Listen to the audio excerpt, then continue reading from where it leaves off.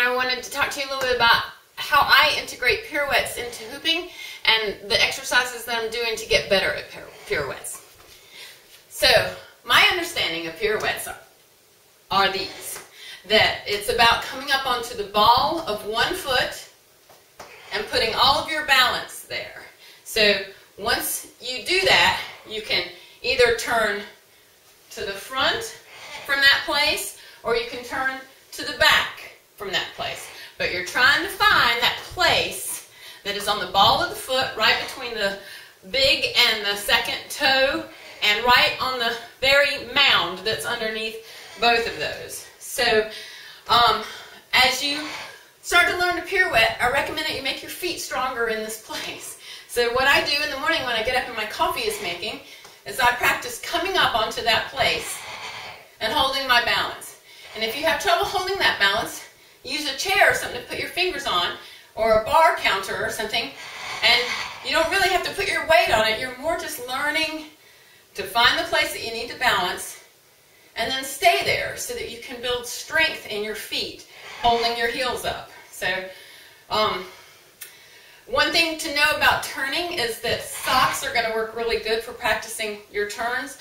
If you are barefoot or if you are wearing shoes that are not dance shoes, I recommend that you get some duct tape and put over the ball of the foot, because that's where all the spin happens. So just like when we are palm spinning, we're aiming for a sweet spot. My favorite one is that little mound right there that's under the pointer finger. Well, when we're spinning on the ball of our foot, we're aiming for a sweet spot. And it is right below the big toe and the second toe and on the ball of the foot. So as you practice coming up onto the balls of your feet, be aware if your toes want to roll out and make the little toe do a lot of work, bring your balance back up to over your knees and over your big toe, because that's where you're going to have the most strength. It's good to have some strength on the outside of your foot too, but when it comes to spinning, the place that we're spinning is straight down our leg and into that big pad under the big toe and second toe. So, then practice coming up on it and think about your coming up on it as if you're being lifted through your chest and head, so that you're being lifted upright, so that your weight is coming off of your hip and up into the air. And then all you have to do is straighten your other foot. Come up onto the ball of that other foot. So the next exercise that I would recommend that you practice is coming to your balanced place. So feet hip distance apart. Put your weight first on your heels, then sit the balls of the feet, then your toes, and grab the ground. Soften your knees, tighten your lower abdomen, and tighten your bum. Then roll your shoulders back and down, lift from the heart, and lift from the chin, so that the top part of the body is lifted off of the bottom part of the body. Then move all of your weight into one foot and touch your knee. Touch your knee. So this is the first exercise that I would recommend, is just learning to come up and touch. Come up and touch. Then practice moving all of your weight onto one foot and bring your knee up, out, around, touch, down. Up, out, around, touch, down. Up, out, around, touch, down. So the reason that started to spin is that when I went around, I lifted up my other heel. And that around propelled me. So that's what a pirouette is. And it's just a matter of which way you choose to propel yourself. But as long as you're on the ball of your foot, you can turn either way. And the most important thing to remember about this is pulling up.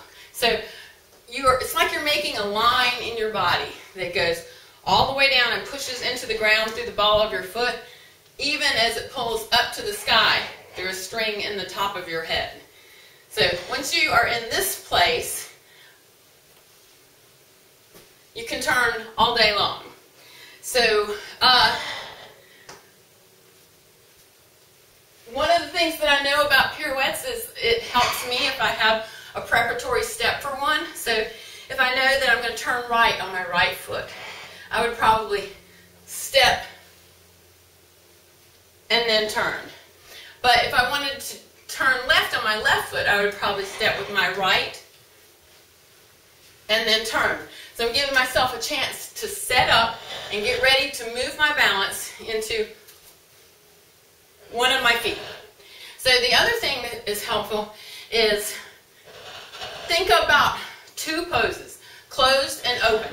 So if while you're turning you can keep your toe to the back of the opposite knee, it can help you pull up, and especially if you want to turn fast.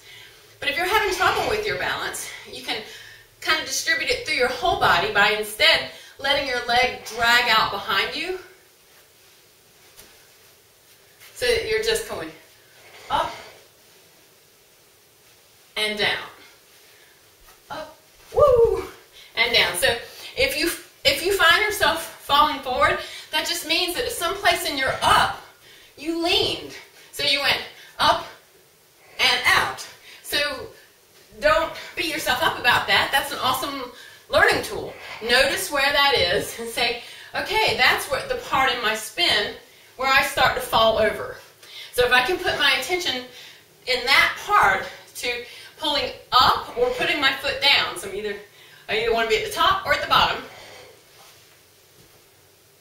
then you can make it past that point just because you had enough information to put your attention on that. So toe to knee, toe to knee, toe to knee, toe to knee.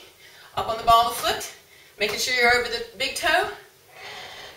And if you go out onto the little toe, that's awesome, but make sure you come back to the big toe. Then forward, around, back, and down.